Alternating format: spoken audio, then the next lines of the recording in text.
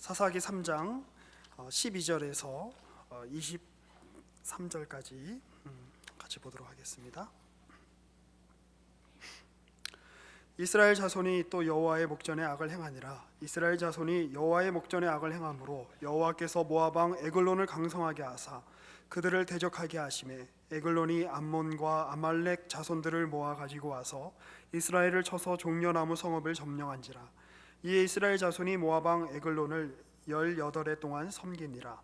이스라엘 자손이 여호와께 부르짖음에 여호와께서 그들을 위하여 한 구원자를 세우셨으니 그는 곧 베냐민 사람 게라의 아들 왼손잡이 에웃이라. 이스라엘 자손이 그를 통하여 모압 왕 에글론에게 공물을 바칠 때에 에웃의 길이가 한 규빗 되는 좌우에 날선 칼을 만들어 그의 오른손 허벅지 옷 속에 차고 공물을 모압 왕 에글론에게 바쳤는데 에글론은 매우 비둔한 자였더라. 에웃이 공물 바치기를 마친 후에 공물을 메고 온 자들을 보내고 자기는 길갈 근처 돌 뜨는 곳에서부터 돌아와서 이르되 왕이여 내가 은밀한 일을 왕에게 아뢰려 하나이다 하니 왕이 명령하여 조용히 하라 하매 모셔 선자들이 다 물러간지라. 에웃이 그에게로 들어가니 왕은 서늘한 다락방에 홀로 앉아 있는 중이라. 에웃이 이르되 내가 하나님의 명령을 받들어 왕에게 아뢰 일이 있나이다 하매 왕이 그의 좌석에서 일어나니 에웃이 왼손을 뻗쳐 그의 오른손 허벅지 위에서 칼을 빼어 왕의 몸을 찌르매 칼자루도 나를 따라 들어가서 그 끝이 등 뒤까지 나갔고 그가 칼을 그의 몸에서 빼내지 아니하였으므로 기름이 칼날에 엉겼더라. 에웃이 현관에 나와서 다락문들을 뒤에서 닫아 잠그니라. 아멘. 원래 30절까지 읽어야 되는데 23절까지만 이렇게 읽었습니다. 이제 우리 본격적으로 이렇게 사사기의 구체적인 이제 이야기들 속으로 이렇게 들어가게 되었습니다. 지난주에 우리가 이제 그 운니엘이라고 하는 이제 사사 시대의 이제 첫 사사지요. 그런데 이제 운니엘은 첫 사사이지만 동시에 또 이제 그 여호수아와 함께했던 출애굽하고 또 광야 시대를 거쳐서 정복 시대를 살았던 이제 사람이죠. 이제 광야에서 태어났던 사람이겠죠. 그리고 이제 이스라엘 백성들이 여호수아를 통해서 이제 정복 전쟁을 마치고 이제 땅 속에서 어떻게 하면 이제 더 잘 정착할 것인가, 이 정착에 대한 어떻게 보면 이제 그 전쟁을 하게 되는 그 시점에서 첫 사사의 역할을 감당했던 것이 이제 온니엘입니다. 그리고 이제 이후에 이제 그 구체적인 어떤 에피소드들로는 이제 처음으로 이제 우리 오늘 우리가 읽었던 사사 에웃이 이렇게 등장하게 되는데요. 온니엘만 해도 이제 어떻게 보면 사사 시대 앞으로 일어날 일들에 대한 어떤 그 전형들을 보여주는 것 같아요. 이제 하나님을 이렇게 거부하고 바알 신이라든지 아세라 신이라든지 이 가나안의 이제 신들을 쫓다가 그들이 회개하고 하나님께 부르짖으면 하나님이 사사를 보내주셔서 그들을 이렇게 구원해 주시는, 그러나 그들이 또 다시 하나님 앞에 이렇게 죄를 짓고 우상들을 섬기는 어떤 이런 사사 시대에 끊임없이 계속되는 이러한 이렇게 안 좋은, 이렇게 나쁜 어떤 그 순환 구조들의 이렇게 처음 어떤 이제 그 전형들을 보여주고 있는 것 같지요. 오늘 에웃 이야기는 훨씬 더 이제 구체적으로 그 정황들을 이야기해 줍니다. 자, 그런데 이제 우리가 처음 이 부분을 이렇게 읽을 때 좀 약간 이제 그 고민이 되는 게 있어요. 그게 뭐냐면 과연 이스라엘의 적은 누구인가라고 하는 것입니다. 12절부터 14절까지 다시 한번 볼까요? 이스라엘 자손이 또 여호와의 목전에 악을 행하니라. 이스라엘 자손이 여호와의 목전에 악을 행함으로 여호와께서 모압 왕 에글론을 강성하게 하사 그들을 대적하게 하시매 에글론이 암몬과 아말렉 자손들을 모아 가지고 와서 이스라엘을 쳐서 종려나무 성읍을 점령한지라. 이에 이스라엘 자손이 모압 왕 에글론을 18해 동안 섬기니라. 표면적인 적은 에글론입니다. 표면적인 적은 모압 왕입니다. 전에 여러분들에게 나눠드렸던 이제 지도를 보면 이 모압이라고 하는 이제 동네는 이스라엘 지역의 이제 요단강 건너편에 있는 지역이죠. 거기서부터 이렇게 넘어와서 이스라엘 사람들을 괴롭힐 정도로 모압 왕의 세력이 강력했던 것 같아요. 표면적인 적은 그렇습니다. 그런데 이 사사기를 저술한 이 사사기 저자의 관점에서 보면 왜 에글론이 일어나냐는 거죠. 왜 모압 따위가 와서 거룩한 하나님의 백성인 이스라엘 백성을 괴롭히냐는 거죠. 그 이유가 뭐라고 되어 있습니까? 12절 다시 보면 이스라엘 백성이 또 여호와의 목전에 악을 행했기 때문에 라고 이렇게 이야기하고 있습니다. 그래서 이스라엘의 적이 모압일까 이스라엘 자신일까 좀 애매모호하죠. 그러나 한 가지 분명한 것은 우리가 본문 말씀을 통해서 알 수 있는 것은 이 가나안인들이 이스라엘을 다스리는 동안에, 그러니까 이제 지금은 모압이 다스리지만 또 좀 지나면 이제 뭐 미디안이 다스리기도 하고 블레셋이 다스리기도 하고 뭐 여러 이제 그 민족들이 돌아가면서 무슨 이스라엘이 무슨 이렇게 동네 북도 아니고 이렇게 돌아가면서 이렇게 얻어 터지거든요. 자, 그런데 어떤 일이 벌어졌는지에 대해서는 이렇게 구체적인 설명들이 잘 나와 있지는 않아요. 그냥 14절에 보면 18해 동안 에글론을 섬겼다라 뭐 이렇게만 나오지, 구체적으로 얘들이 어떻게 섬겼을까, 모압 왕이 와서 어떻게 괴롭혔을까, 구체적인 정황들은 잘 나오지 않습니다. 사실 저희가 이제 수요일 날 오전마다 이렇게 서 목사님하고 강 목사님하고 저하고 우리 중등부 맡고 계시는 안성희 강도사님하고 이제 사사기 공부를 하고 있어요. 그런데 이제 우리 14절을 가지고 한 열띤 토론을 했던 기억이 있습니다. 우리 강선 목사님은 이게 섬겼던 게 18해 동안 섬겼으면 거의 죽어날 정도였을 것 같다라고 말씀을 하셨고, 서 목사님은 힘들긴 했지만 죽을 정도는 아니었을 것 같은데요. 이제 이런 얘기를 한 10분 이상 얘기를 하셨어요. 그래서 저랑 이렇게 안성희 강도사님은 이렇게 이제 이게 왜 중요한가 잘 모르겠다. 근데 뭐 그러면서 그런 눈으로 이제 눈빛만 교환하고 말았는데, 근데 이제 곰곰이 이제 살펴보면 이스라엘 통치 기간에 그러니까 가나안인들이 이스라엘을 다스렸던 통치 기간에 어떤 일이 있었는지는 성경에 대해서 구체적으로 이야기하고 있지 않습니다. 성경에서. 그러나 그 여러 가지 생각을 할 수 있죠. 여기도 이렇게 보면 이제 곡물을 이렇게 바쳤다 이런 내용이 있는 걸 봐서 이제 때마다 이렇게 와서 이렇게 계속 와서 이렇게 다스렸던 것 같지는 않고, 때마다 와서 이렇게 곡식을 이렇게 갈취해가는, 강탈해가는 약간 그런 형태였을까? 이제 그렇게 우리가 추측을 해볼 수는 있죠. 자, 그런데 분명한 거는 성경이 에글론이 혹은 모압이 혹은 뭐 다른 뭐 이방 족속들이 이스라엘을 다스리는 것을 당연하거나 항구적인 상태로 여기지 않았다는 거예요. 당연한 거야 그건. 그게 아니라 이거는 뭔가 문제가 있는 상태야라고 이렇게 여겼다는 겁니다. 지금 우리의 눈으로 봤을 때는 이제 우리가 이 당시에 살고 있는 이스라엘 사람이라고 칩시다. 우리의 눈으로 봤을 때는 지금 우리를 다스리는 왕이 누굽니까? 모압 왕 에글론입니다. 그러나 성경은 이렇게 이야기하고 있는 겁니다. 야, 너희 눈에 지금 모압 왕이 너희 눈에 왕인 것처럼 보이지만 그건 사실이 아니야. 일시적인 것뿐이고 하나님의 관점에서 보면 정말 뭐 이렇게 바람 한번 훅 부면 날아갈 그런 겨와 같은 그런 아주 일시적이고 보잘것없는 세력에 불과해. 진짜 왕은 누군지 알아? 하나님이야 라는 그 얘기를 성경은 사사기 내내 하고 있는 것입니다. 참된 주권이 누구에게 있는가? 어디에 있는가? 에글론에게 있지 않다. 블레셋에게 있지 않다. 미디안에게 있지 않다. 그들은 그 당시를 살던 이스라엘 백성들의 눈으로 봤을 때는 두려운 존재요, 그들을 포갑하는 존재요, 정말로 이렇게 그들의 생존을 위협하는 존재처럼 보이지만 실제 그들이 왕이 아니라 여호와 하나님의 너희의 왕이다라고 그렇게 성경은 이야기하고 있는 것입니다. 오늘날 우리에게도 역시 동일한 이러한 그 이 메시지들을 성경이 이야기하고 있는 거죠. 여러분들 눈에 보시기에 무엇이 여러분들을 다스리고 있는 것 같습니까? 특별히 우리 청년 이분은 대부분의 이제 그 형제자매들이 취직을 이렇게 준비하고 있습니다. 취업에 모든 일이 다 걸려 있는 것 같이 보여요.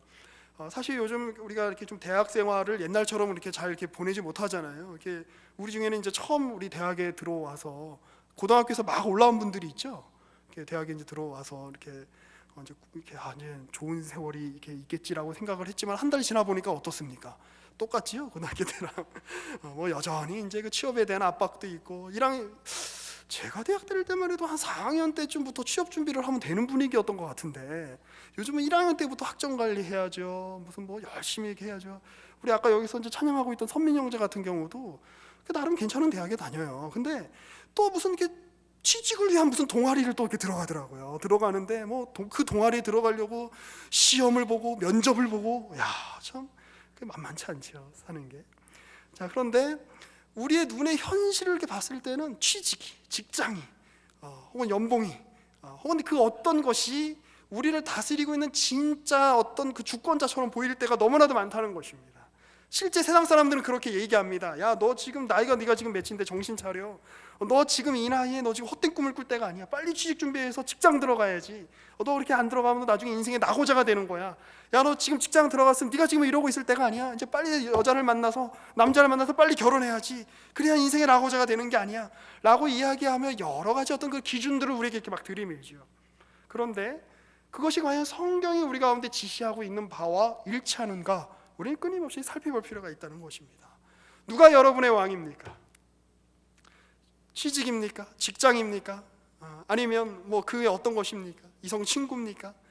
물론 그것들은 하나님이 우리에게 우리의 삶을 잘 살라고 주신 어떤 도구들입니다. 그러나 그것들이 우리의 하나님이 아닙니다. 우리의 하나님은 성경에서 이야기하고 있는 홀로 유일하신 여호와 하나님 한 분뿐입니다. 하나님의 말씀은 오늘 우리에게 그런 생각을, 참된 왕이 누구인가 라는 생각을 끊임없이 하도록 사사기를 우리에게 주신 거다라고 하는 거죠. 자, 그러면 가짜 왕, 이 에글론 왕은 어떤 역할을 하고 있는 걸까요? 하나님 입장에서 봤을 때는 도구에 불과하다는 것입니다. 사실 이제 제가 지난번에 설교할 때 말씀드렸듯이 이 사사기를 선택하고 나서 굉장히 당황했습니다.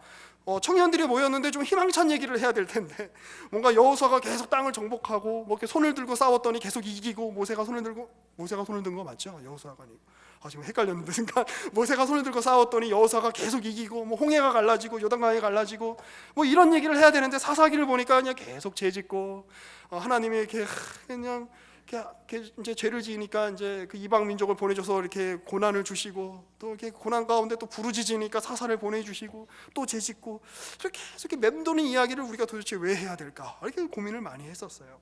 자, 그런데 우리가 곰곰이 생각해 볼 필요가 있습니다. 이 사사기 저자의 입장에서는, 아니 성경 저자의 입장에서는, 성경의 관점에서는 이 에글론 왕조차도, 그 이전에 보면은 바로 왕조차도, 그 당시 세계 최대 강국인 애굽의 왕이었던 바로조차도 하나님 손에서 붙잡힌 어떤 도구에 불과하다라고 하는 것입니다. 어떤 도구요? 하나님이 그의 언약 백성들과 이루어 나아가는 어떤 하나님의 그 구원의 놀라운 교향곡의 한 도구에 불과하다는 거죠. 우리가 어떤 음악을 듣거나 우리가 어떤 드라마를 보거나 영화를 볼 때에 계속 주인공이 좋은 일만 일어나면은 별로 재미가 없습니다. 그렇죠? 어떤 음악도 뭔가 이렇게 밝고 경쾌하고 뭐 이렇게 즐거운 어떤 음만, 어떤 고음만 나는 것이 아니라 때로는 굉장히 우울하고 낮은 어떤 저음이 함께 같이 이렇게 조화를 이루어야지 좋은 음악이 되는 것이지요. 에글론이 없었다면 하나님이 어떻게 이스라엘을 구원하시는지 아마 볼 수 없었을 겁니다. 하나님의 애굽 같은, 어떻게 보면 굉장히 이렇게 부족한 사람을 들어서 하나님의 역사를 일으키시는 그 역사를 이스라엘은 경험할 수 없었을지 모릅니다. 오늘 우리는 어려운 일들을 많이 겪고 있습니다. 굉장히 잘하고 있다라고 하는 교회들이 세상적으로 많이 욕을 먹고 있고, 또 여러 부분 가운데서 우리가 기독교 신앙을 계속 가진다는 게 어떤 걸까라는 어떤 이런 질문들을 계속해서 우리는 받고 있습니다. 강선 목사님께서 이제 우리가 첫 주에 이렇게 설교하셨을 때 말씀하셨듯이, 과연 20년 후에 30년 후에 지금 청년 세대 중에 누가 교회에 남을까를 생각해 보면 저는 가끔 이렇게 까마득해집니다. 누가 남을 수 있을까? 내가 만약에 지금 신앙이 없다면, 제가 만약에 여러분 입장이라면 저는 교회 안 올 것 같아요. 어떻게 교회를 나올 수 있겠어요? 아니, 교회를 어떻게 다녀? 실제로 제 후배들 중에는 형 어떻게 계속 교회를 다녀요? 이러고 교회를 떠난 친구들이 몇 명 있습니다. 그렇게 부패했는데, 한국 사회의 모든 부조리는 다 그 안에 있는 것 같은데 어떻게 거기서 더 희망이 있다라고 생각할 수 있어요? 라고 말하면서 제 주변을 떠난, 교회를 떠난 후배들이 몇 명 있습니다. 그런데 우리는 이 시점에서 한 가지를 더 생각해 봐야 된다는 것이죠. 과연 하나님이 이런 상황 가운데서 우리에게 원하시는 것이 무엇인가? 고난이 없다면, 위기가 없다면 반전도 멋진 결말도 없습니다. 드라마도 없습니다. 이 에글론은, 모압 왕은 하나님이 이스라엘 백성에게 베푸시는 하나님의 구원의 드라마의 한 중요한 조역일 뿐이다라고 하는 것입니다. 뛰어난 작곡가에게는 그 두 개의 다른 멜로디가 하나로 엮어질 수 있지요. 마찬가지로 하나님에게는 전혀 다른 어떤 그 두 가지가 하나로 묶여 있을 수 있다라고 이렇게 우리가 볼 수 있을 것입니다. 자, 그런데 중요한 것은 하나님이 그렇게 해서 묶어서 만드시는 그 멜로디, 하나님이 그렇게 묶어서 만드시는 그 교향곡이 어떤 내용이냐는 것이에요. 먼저 우리는 에글론이 지칭하는 그 세계가 어떤 것인가를 생각해 볼 필요가 있습니다. 그리고 에글론으로 대표되는, 모압 왕으로 대표되는, 가나안 왕으로 대표되는 어떠한 그 세계와 하나님의 언약 백성에게 하나님이 요구하시는 그 세계, 하나님이 다스리시는 그 세계, 하나님이 통치하시는 그 세계가 어떻게 대비되고 있는가를 우리는 끊임없이 살펴볼 필요가 있다는 것입니다. 이 에글론이라고 하는 이름은 히브리어로 이렇게 하면 살쪘다, 송아지, 약간 이런 느낌이래요. 실제로 이 에글론 왕은 굉장히 살이 비대했던 걸로 이렇게 보이지요. 거기서 이제 우리가 이렇게 많은 것들이 이렇게 좀 생각이 납니다. 살쪘고, 또 살찐 소 같고, 어떤 그 부요, 권력이요, 탐욕이요, 약간 어떤 이런 이미지들이 있죠. 세상은 우리를 그런 것들로 다스리려고 하죠.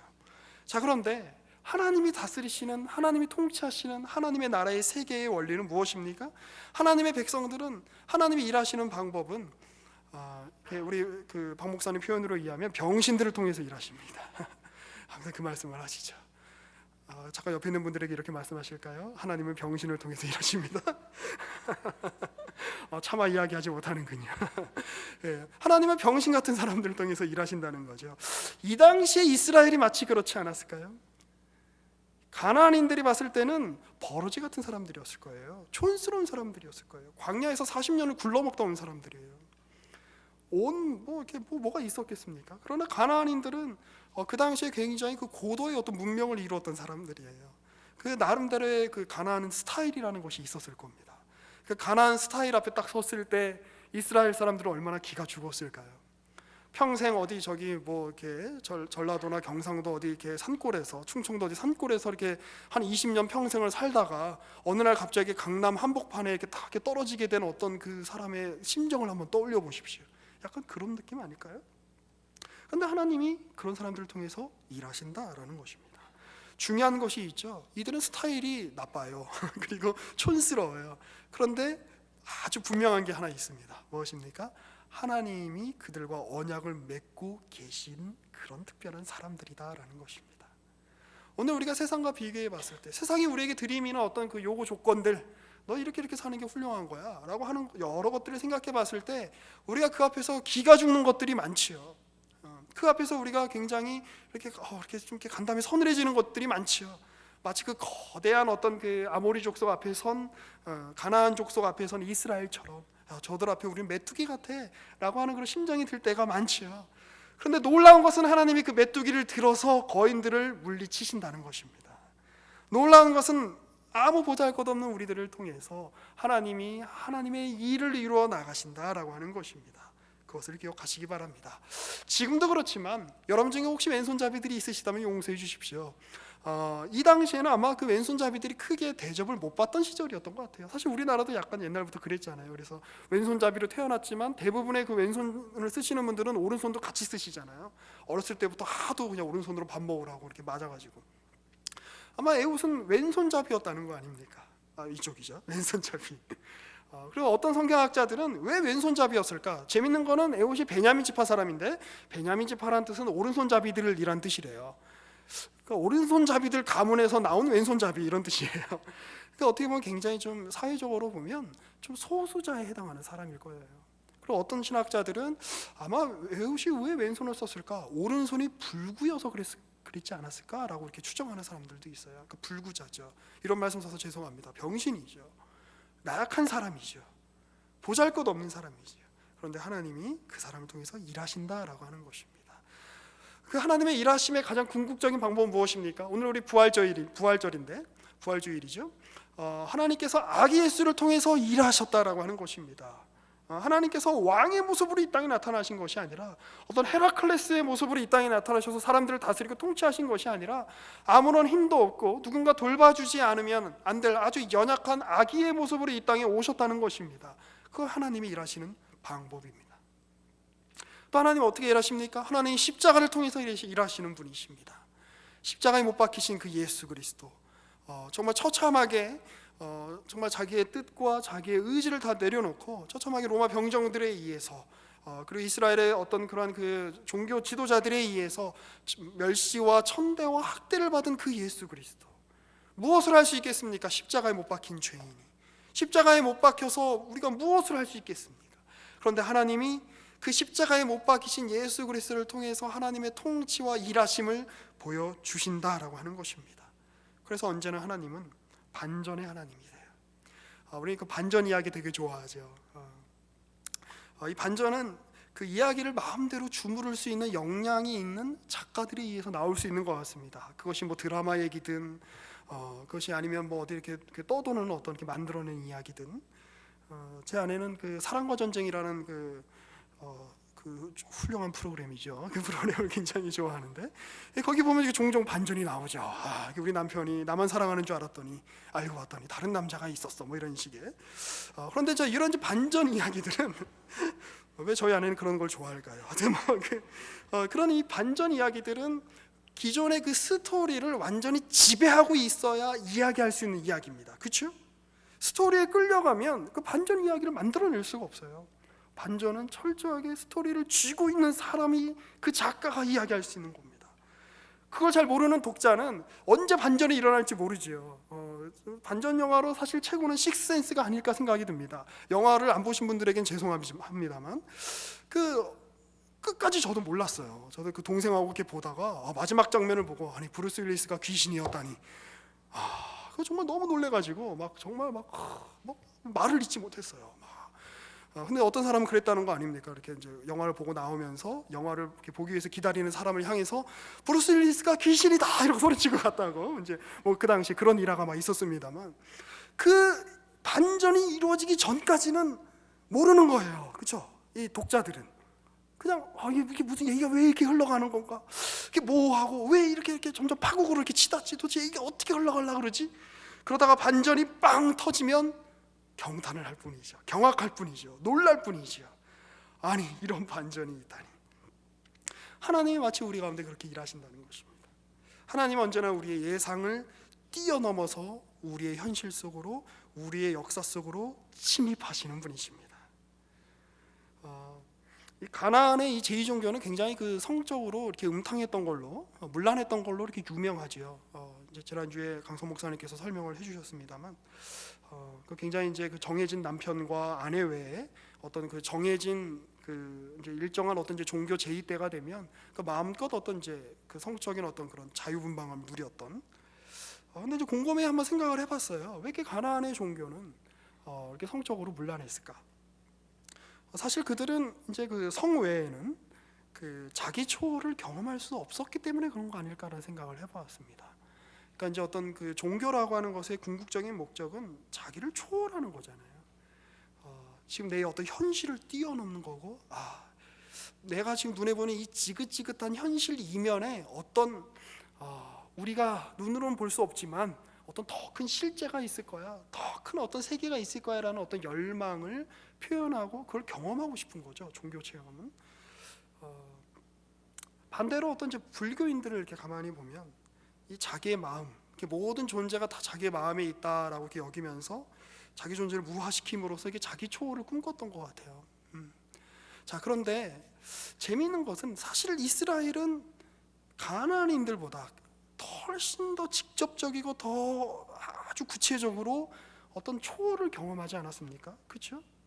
그 시내산에서 광야 40년 동안에 그 어떤 민족도 경험하지 못했던 불기둥을 경험했고 구름기둥을 경험했고, 하나님이 모세를 만나러 내려오시는 것을 간접적으로 경험했고, 하나님의 그 임재의 영광이 구름처럼 빽빽히 둘러선 것을 경험했어요.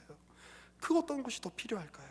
자, 그런데 그러한 놀라운 하나님 경험을 했던 이스라엘 백성들이 왜 한갓 가나안의 종교제의에 그렇게 넘어갔을까요? 단지 가나안 여자들이 히브리 여자들보다 더 이뻐서?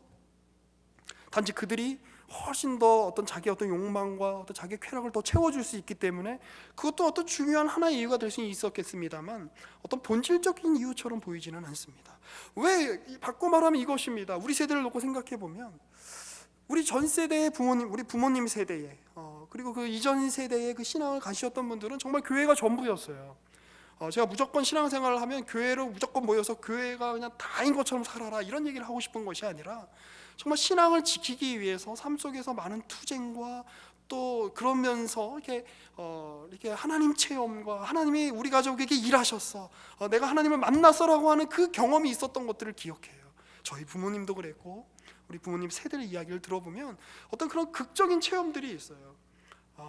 그러니까 구원의 어떤 그 회심 가운데서 회심의 그 순간에 경험하게 된 감격, 이런 걸 넘어서서 정말 하나님이 그때 나에게 일하셨지, 하나님이 아니면 우리가 정말 굶어 죽을 수밖에 없는 상황인데 그때 하나님이 우리에게 큰 은혜를 베푸셨지라고 하는 그 경험들이 있어요. 그때 하나님이 아니었으면 우리가 정말 인생이 끝날 것 같았는데 하나님이 그때 우리에게 오셔서, 나에게 오셔서 하나님이 하나님이심을 보여주셨지라고 하는 경험들이 있었어요. 근데 어느새 우리 가운데는 그런 것들이 굉장히 희미해진 시대를 살고 있다는 느낌이 듭니다. 우리 중에 이렇게 하는 이야기들 들어보면 하나님이 어떤 일을 하셨어라고 하는 이야기보다는, 하나님이 나에게 어떤 분이야라고 하는 이야기보다는, 하나님 우리 가운데 얼마나 놀라운 분인가라고 하는 고백보다는 오히려 세상의 염려와 어떤 그 재리에 대한 욕망과 어떤 물질에 대한 어떤 그런 어떤 그 강렬한 어떤 그 욕망이 어떻게 보면 우리의 대화를 지배하고 있는 거 아닌가라는 생각이 들 때가 많습니다. 오히려 우리는 이전 세대보다 훨씬 더 물질적으로 풍요한 시대를 살고 있지만 우리의 마음은 오히려 더 물질에 얽매여서 살고 있는 거 아닌가라는 생각이 들 때가 있습니다. 왜 그럴까요? 왜 이스라엘 백성, 이 사사시대에 살았던 이스라엘 백성들은, 자신들의 선조는, 가나안 백성들은 상상할 수도 없는 더 직접적인 자기 초월을 경험하고 하나님을 경험하고 하나님의 놀라운 신적 권능을 경험했음에도 불구하고 왜 이들은 가나안인들의 어떤 사고방식, 가나안인들의 어떤 세계관, 가나안인들의 어떤 그 종교 제의에 넘어가고 말았을까요? 그들에게서 아주 중요한 스토리, 이야기가 사라졌기 때문 아닐까요? 적어도 여호수아 시대의 사람들은 그 이야기가 있었습니다. 야, 우리가 원래 어떤 존재인 줄 알아? 애굽에서 430년 동안 종노릇하던 존재야. 근데 하나님이 어떤 일을 하셨는지 알아? 우리가 그때 사람들이 너무너무 힘들었고 바로는 우리를 너무 괴롭혔고, 그리고 심지어 어느 정도였냐면은 사내에는 나면 다 죽이라 그랬어. 얼마나 힘들었는지 알아? 곳곳마다 자기 그 자식을 죽여야 되는 어떤 그 어머니의 그 울음소리 때문에 정말 이 히브리 마을은 다 정말 울음바다였어.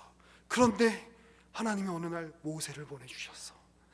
그리고 하나님 그뿐만 아니라 하나님의 놀라운 권능으로 애굽 사람들이 신으로 섬기는 나일강을, 혹은 애굽 사람들이 신으로 섬기는 어떤 대상을 하나님이 다 치시고 그들을 재앙으로 가져오시고 하나님만이 참 신이심을 우리에게 보여주셨어.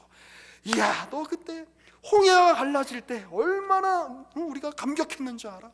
하나님이 우리를 홍해를 가르셔서 우리를 건너게 하시고 바로와 그의 군대들을 그 홍해에서 수장을 시켜버리셨어.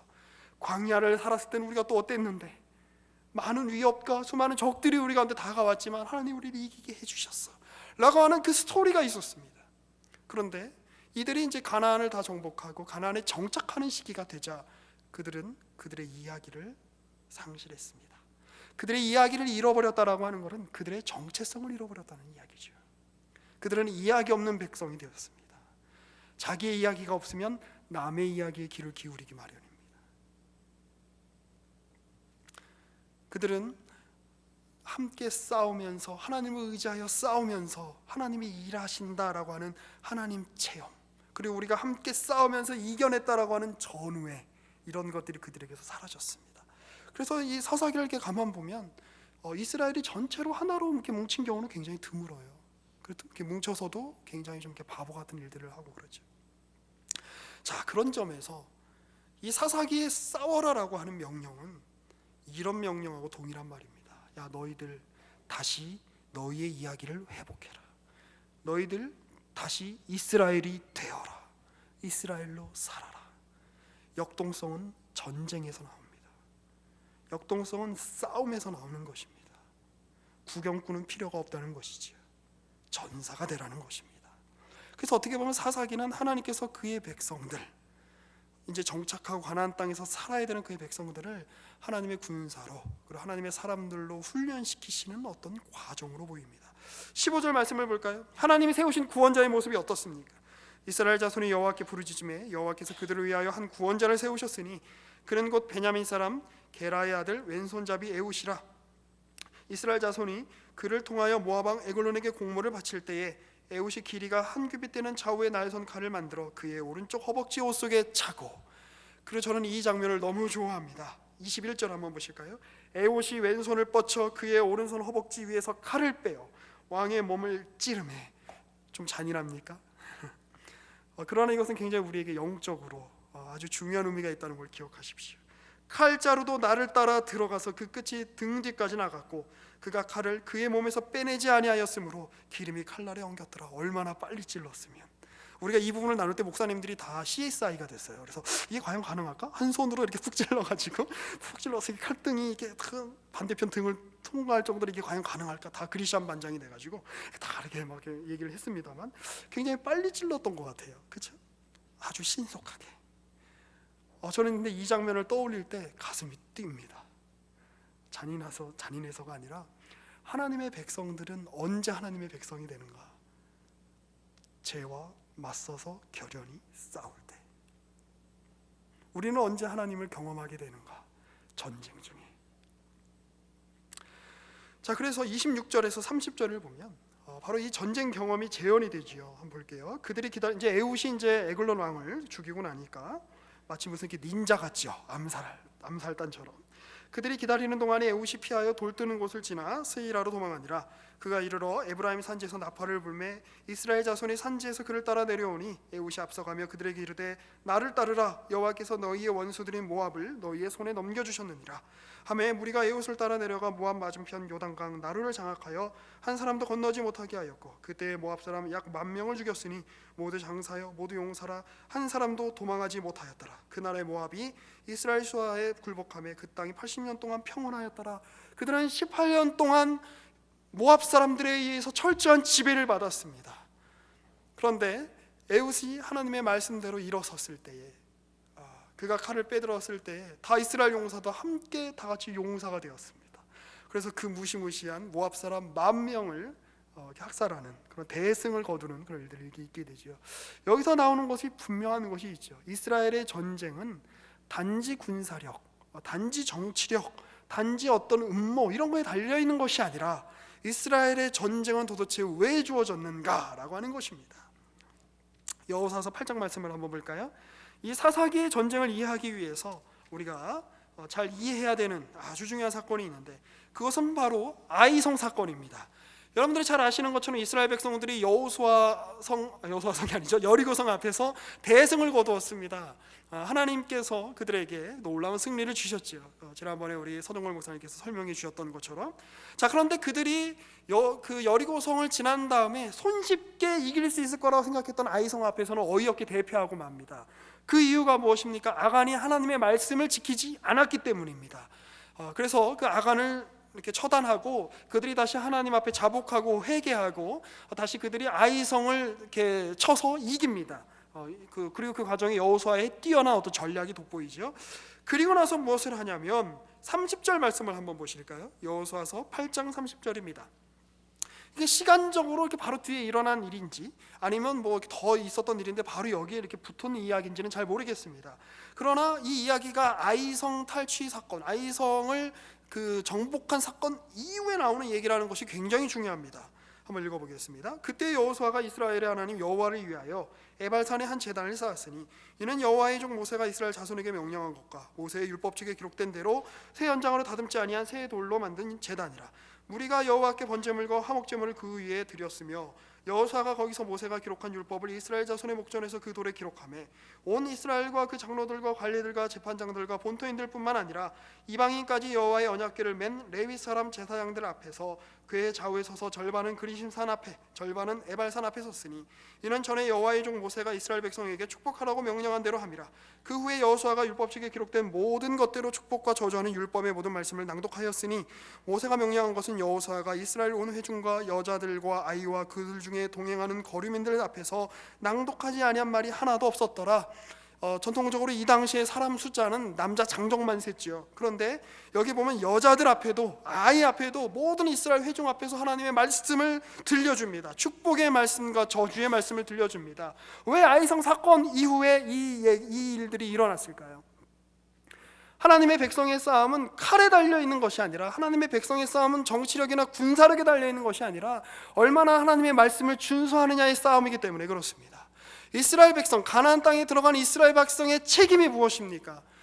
그들의 선조는 가나안 땅을 확보하는 거였어요. 지경을 넓히는 거였어요. 아예 아무 땅이 없었기 때문에 자기의 후손들이 살 그 땅을 확보하는 거였습니다. 이제 그 후손들의 시대가 됐습니다. 그들의 역할이 무엇입니까? 가나안 땅에서 하나님의 백성으로 사는 것입니다. 다름 아닌 율법을 지키느냐 지키지 않느냐의 그 전쟁이 중요한 것입니다. 그런데 그들이 그 전쟁에서 실패하니까, 그들이 그 전쟁에서 무너지니까 어떤 일이 일어납니까? 이방 왕들이 와서 그들을 다스립니다. 오늘 우리는 많은 교회에 많은 위기다라고 하는 시기 앞에 우리는 살고 있습니다. 왜 우리가 이런 어려움을 겪고 있습니까? 소수에 불과한 안티기독교 세력 때문에? 아니면 기독교의 어떤 그 반감을 가지고 있는 어떤 그 사람들 때문에? 그런 사람들이 가지고 있는 어떤 역할들도 있었겠지요. 그러나 중요한 것은 우리가 싸워야 될 싸움을 싸우지 않았기 때문이라는 것입니다. 우리 믿음의 선배들은 순교의 시대를 거치면서 그의 후손들이 살아갈 터전을 마련하기 위해서 많은 피를 흘렸습니다. 이 교회당 건물을 지키기 위해서, 교회를 지키기 위해서 많은 노력을 했습니다. 이제 우리가 해야 될 싸움은 무엇일까요? 우리는 이젠 죄에는 죽고 하나님께 대하여 산 사람들이다 라고 하는 그 싸움이 우리 안에 있어야 되지 않겠습니까? 이제 우리는 가나안에 살지만 이 가나안은 하나님이 이미 우리에게 정복하라고 주신 땅이요, 가나안은 하나님이 멸절시키기로 말씀하신, 결정하신 땅이요, 우리는 하나님의 백성으로 이 땅에서 살겠다라고 하는 그 마음, 그 어떤 결단이 우리 가운데 필요하지 않겠습니까? 우리의 믿음의 선배들이 지금 우리가 여기서 신앙생활을 할 수 있도록 이 자리를 물려주기 위해서 많은 노력을 기울였다면, 그것에 우리가 그 바톤을 이어받아서 우리는 어떤 싸움을 싸워야 할까요? 하나님의 말씀을 지키는 싸움, 하나님의 백성대로 사는 싸움, 하나님의 말씀을 가지고 투쟁하는 싸움, 누가 뭐래도 나는 하나님의 사람으로 살겠다라고 하는 그 싸움이 저와 여러분에게 요구되는 것 아니겠습니까? 로마서 6장을 한번 마지막으로 보겠습니다. 6장 5절입니다. 제 성경으로는 신약성경 247페이지입니다. 로마서 6장 5절부터 11절입니다. 만일 우리가 그의 죽으심과 같은 모양으로 연합한 자가 되었으면 또한 그의 부활과 같은 모양으로 연합한 자도 되리라. 우리가 알거니와 우리의 옛사람이 예수와 함께 십자가에 못 박힌 것은 죄의 몸이 죽어 다시는 우리가 죄에게 종로로 타지 아니하려 함이니, 이는 죽은 자가 죄에서 벗어나 의롭다 하심을 얻었습니다. 만일 우리가 그리스도와 함께 죽었으면 또한 그와 함께 살 줄을 믿노니, 이는 그리스도께서 죽은 자 가운데서 살아나셨음에 다시 죽지 아니하시고 사망이 다시 그를 주장하지 못할 줄을 알미로라. 그가 죽으심은 죄에 대하여 단번에 죽으심이요 그가 살아계심은 하나님께 대하여 살아계심이니, 이와 같이 너희도 너희 자신을 죄에 대하여는 죽은 자요 그리스도 예수 안에서 하나님께 대하여는 살아있는 자로 여길지어다. 우리가 해야 되는 싸움은 바로 이 싸움입니다.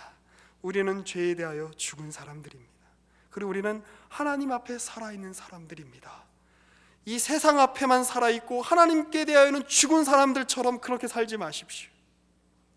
이 세상의 욕망과 이 세상이 요구하는 것 앞에는 내가 살아있어서 그것을 내가 누리기 위해서 애쓰며 그것에 내 모든 생명과 모든 열정을 투여하며 살면서도 하나님의 말씀 앞에서는, 하나님 앞에서는 마치 하나님이 안 계신 것처럼 사는 그런 사람처럼 살지 마십시오. 반대로 사십시오. 세상에 살지만 우리는 세상에 속한 자가 아니라 하나님께 속한 사람들입니다. 우리는 직장에 나아가서 직장 상사 앞에서 혹은 직장 동료들 앞에서 살지만 우리의 참된 실존은, 우리의 참된 실제는 그들 앞에 서 있는 것이 아니라 그들 너머에 계시는, 역사를 주관하고 계시는 하나님 앞에 서 있는 존재들임을 기억하며 사십시오. 우린 그렇게 살아야 되는 존재들입니다. 기도하겠습니다. 주님, 주께서 에웃을 일으키셔서 모압 왕 에글론을 쓰러뜨리셨고, 그것을 통하여 이스라엘 백성들이 다시 한번 하나님을 경험하고 하나님을 체험하고, 그들의 왕이 모압 왕이 아니라, 그들의 왕이 그들의 욕망과 그들의 정욕이 아니라 참되신 하나님이심을 깨닫게 하셨던 것처럼, 주여 오늘 우리 안에도 하나님의 사람, 하나님의 백성들, 하나님의 열망, 하나님의 열정이 우리 안에 일어나게 하셔서 우리가 싸워야 될 싸움 앞에서 회피하지 않게 하시고, 믿음의 싸움, 신앙의 싸움을 싸워 살아나가는 우리 모두가 될 수 있도록 인도하여 주시옵소서. 주께서 우리와 함께 하시며 우리는 죄에 대하여 죽은 자요 하나님께 대하여 산 자임을 다시 한번 기억하며 살아가는 우리 모두가 되게 하여 주시옵소서. 예수님의 이름으로 기도합니다.